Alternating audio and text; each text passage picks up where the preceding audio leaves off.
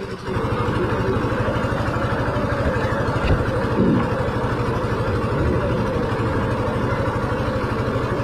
भारत माता की,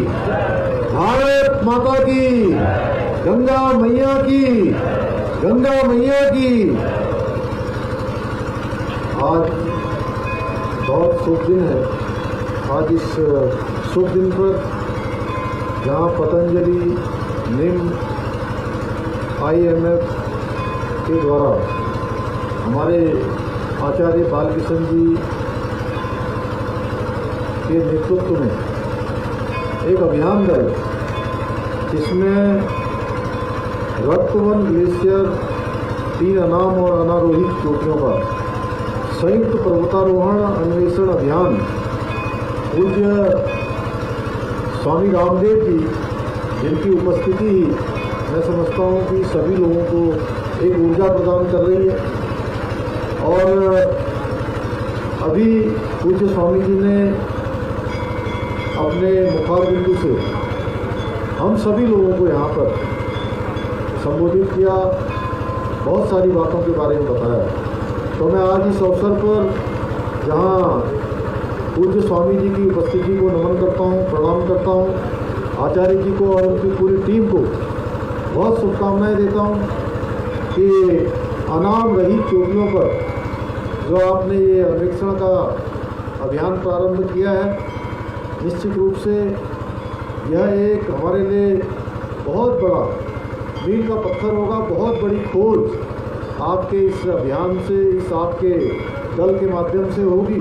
जो आने वाले समय में कहीं न कहीं जहां उत्तराखंड राज्य के लिए वहीं पूरे भारतवर्ष के लिए एक मील का पत्थर साबित होगी। इस अवसर पर हमारे मंदिर समिति के अध्यक्ष आदरणीय हरीश सेमवाल जी, सचिव श्री सुरेश सेमवाल जी, निम के कर्नल अमित बिष्ट जी, हमारी पार्टी के भारतीय जनता पार्टी के जिला अध्यक्ष भाई रमेश चौहान जी, अध्यक्ष नगर पंचायत सुरेश सेमवाल जी, संजीव सेमवाल जी, रमेश सेमवाल जी, अध्यक्ष नगर पंचायत अभिषेक रोहेला जी, हमारे जिलाधिकारी और अर्पण यदुवंशी, यहाँ के पुलिस के कप्तान और सभी इस अन्वेषण में प्रतिभाग कर रहे नेहरू पर्वतारोहण संस्थान, उत्तरकाशी का पतंजलि और भारतीय पर्वतारोहण संस्थान के समस्त संयुक्त टीम के सभी सदस्य, सभी यहाँ पर आए हुए, पूरे देश विदेशों से आए हुए सभी श्रद्धालुगण, सभी पत्रकार बंधु, छायाकार मित्र, उपस्थित पूज्य संतगण, मैं सर्वप्रथम इस गंगोत्री धाम में माँ गंगा जी को शीश झुकाकर नमन करता हूँ, प्रणाम करता हूँ और माँ गंगा से प्रार्थना करता हूँ कि आज जिस अभियान को प्रारंभ किया जा रहा है और जिस खोज के लिए, जिस रिसर्च के लिए आचार्य जी आज अभियान पर निकले हैं, वास्तव में वो बड़ा दुर्लभ है। जहाँ आज आचार्य जी पूज्य स्वामी रामदेव जी के साथ आज पूरे देश के अंदर और देश में नहीं विदेशों में जहाँ आयुर्वेद को बढ़ाने के लिए काम कर रहे हैं और पूज्य स्वामी जी के नेतृत्व में आज योग केवल भारतवर्ष का योग नहीं, पूरी दुनिया का योग बन गया, जन जन का योग बन गया। इतने बड़े बड़े कामों को संपादित और संचालित कर रहे हैं। वहीं आपके मन में एक विचार आना, यह भी अपने आप में बहुत बड़ी बात है। और उन्होंने बताया कि जैसे कि 3 साल पहले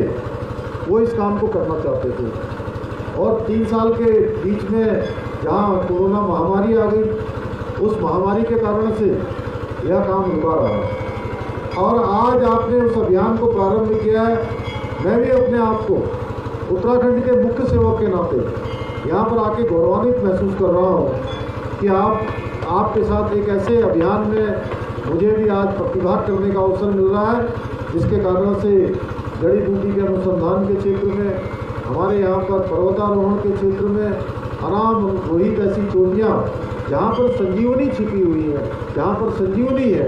उसको शोध करने के लिए, उसको खोज करने के लिए आप आगे जा रहे हैं, जो आने वाले समय में एक नई इबादत लिखने का काम होगा, एक नई इबादत लिखने का काम होगा।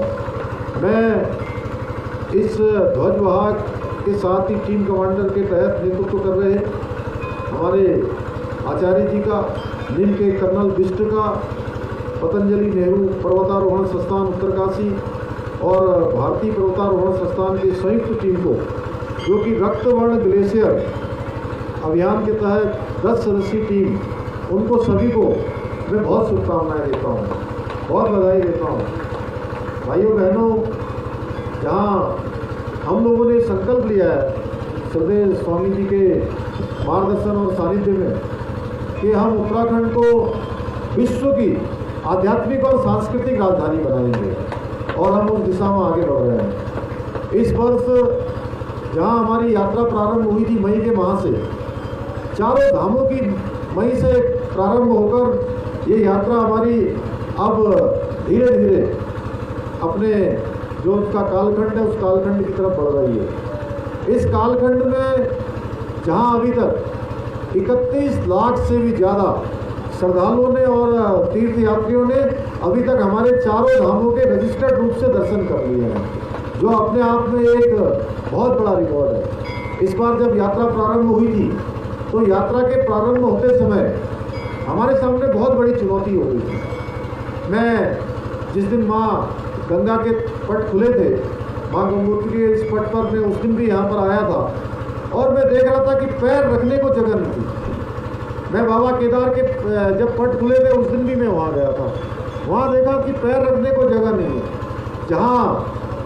केदार बाबा के यहाँ क्षमता मात्र 15,000 की है और 25-25 हज़ार लोग वहाँ पहुँच जा रहे थे,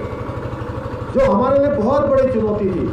लेकिन माँ गंगा के आशीर्वाद से, बाबा केदार की कृपा से सारी यात्रा संपन्न हुई और पूरे देश विदेश से आए हुए श्रद्धालुओं ने इस बार भाग लिया। और मुझे हमारे देश के प्रधानमंत्री मोदी जी के कहे हुए वो शब्द, वो कैसी वाणी थी, वो कैसी शिव की वाणी थी कि 5 नवंबर 2021 को उन्होंने बाबा केदार की भूमि पर कहा था कि आने वाला जो दशक है, 21वीं सदी का तीसरा दशक, वो उत्तराखंड का दशक होगा। और भाइयों बहनों, उन्होंने वहाँ ये शब्द कहे और इस बार जहाँ हमारी यात्रा अभूतपूर्व हुई, आप सब लोगों ने इस यात्रा को लगातार 4 चांद लगाने का काम किया, हर्ष उल्लास देने का काम किया, अपना भी आनंद लिया और देवभूमि को भी कहीं न कहीं इस योग की भूमि बनाने का काम, मोक्ष की भूमि बनाने का काम किया। मैं आप सबका भी दिल की गहराइयों से अभिनंदन करता हूँ। वहीं अभी पिछले दिनों जब कांवड़ यात्रा हमारी संपन्न हुई, कांवड़ यात्रा में भी इस बार वह भी हमारे लिए बहुत बड़ी चुनौती थी और कांवड़ यात्रा में भी 4 करोड़ से भी अधिक तीर्थ यात्रियों ने, शिव भक्तों ने गंगा, माँ गंगा का पवित्र जल लेकर अपने अपने स्थानों पर गए हैं। और हम लोगों ने तय किया है कि आने वाले समय में हम ये 4 धाम को जाने वाले जितने हमारे मार्ग हैं, अभी तो आप हरसिल से आ रहे हैं, उत्तरकाशी से आ रहे हैं, आपको जो समय लगना चाहिए वो समय बहुत कम लगेगा, क्योंकि पहले ही 4 धामों के लिए ये सारी सड़कें ऑल वेदर 4 धाम रोडें स्वीकृत हो चुकी हैं। लेकिन बीच में कुछ माननीय न्यायालय में कुछ हमारे मैं कहूँ कि बुद्धिजीवी लोग, सो कॉल्ड, उनको क्या कहते हैं स्वामी जी, हैं इंटेलेक्चुअल्स, या अपने अपने तरीके से बहुत बार आगे आने वाले लोग, उनके कारण से बहुत दिनों तक माननीय न्यायालय में मामला रुका रहा। हम लोगों ने उसमें ठोस पैरवी करी राज्य सरकार की तरफ से कि इन माँ गंगा का जो स्थान है वहाँ जाने के लिए, या 4 धामों को जाने वाले जो स्थान हैं वो चौड़े होने चाहिए, उनको अच्छे स्थान होने चाहिए, वहाँ पर सभी सुविधाएं होनी चाहिए। तो माननीय न्यायालय ने हमको अनुमति प्रदान कर दी है। आने वाले समय में बहुत तेज़ी से विकास का काम होगा। आज के अवसर पर मैं पूज्य स्वामी जी का बहुत धन्यवाद करता हूँ कि उन्होंने यहाँ हम सब लोगों को सानिध्य प्रदान किया, एक उत्साह देने का काम किया, और आचार्य जी को और उनकी पूरी टीम को, अमित जी को, हमारे सभी हमारे गंगा सभा के लोगों को, मंदिर समिति को, आए हुए श्रद्धालुओं का सबसे हृदय की गहराइयों से आप सबका धन्यवाद करते हुए, और आज हिंदी दिवस भी है, हिंदी दिवस की भी मैं आप सबको शुभकामनाएं देते हुए मैं अपनी बात को समाप्त करता हूँ। बहुत बहुत धन्यवाद।